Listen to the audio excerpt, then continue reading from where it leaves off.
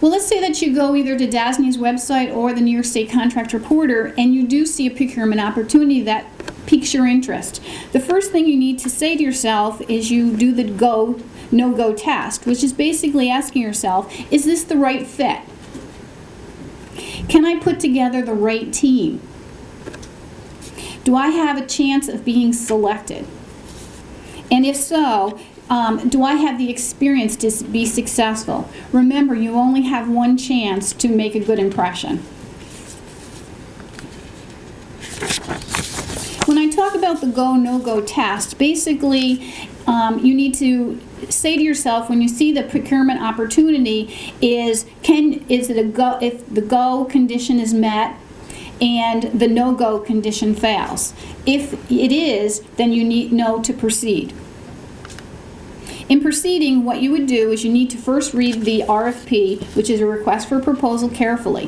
What is DASNY looking for? And what's the rating criteria? It's not a secret. We put it right in the proposal. You need to see whether your firm can meet those opportunities. You need to plan ahead. There's a schedule in there. Make sure that you are very aware of when dates are due so that you can get all the information put together and submitted within the time frame that's required.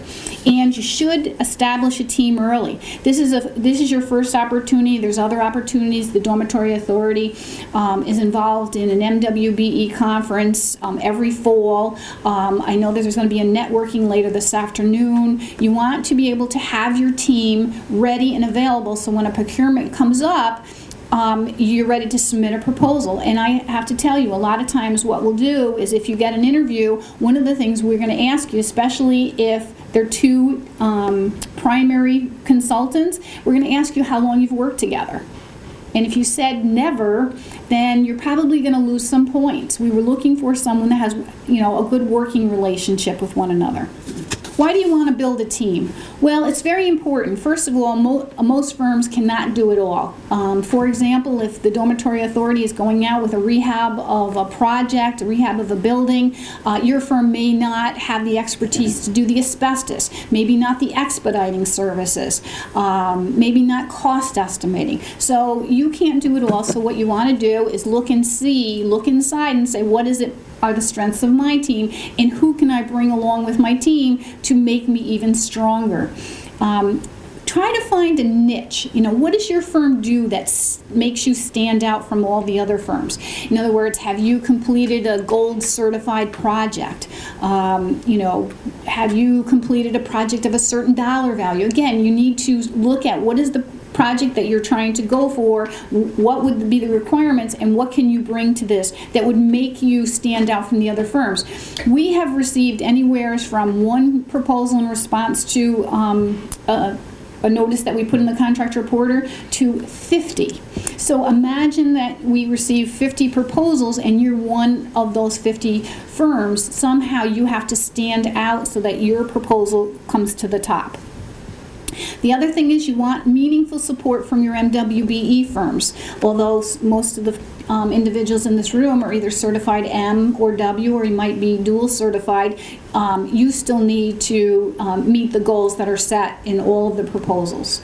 The next thing you need to do is you need to know the audience.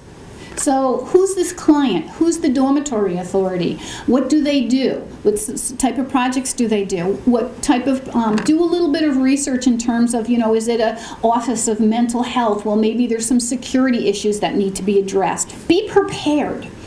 Create a niche, which we talked about a little bit. Focus on solutions and results. So what's the challenge this client has on this particular project? And what we want to do is see that you've done your research, and then you're going to address, here's what I would do if I'm selected for this project to address the funding issue. For example, everyone knows funding's a problem. Sometimes the budget's too tight. Well, when you come to the proposal, say, well, you know what, I know the budget's really tight, but here's what I'm thinking. We'll prioritize it so that, and then let the client pick which is what most important to them. Somehow identify the issues and then tell us how you would address those issues if you were the selected firm.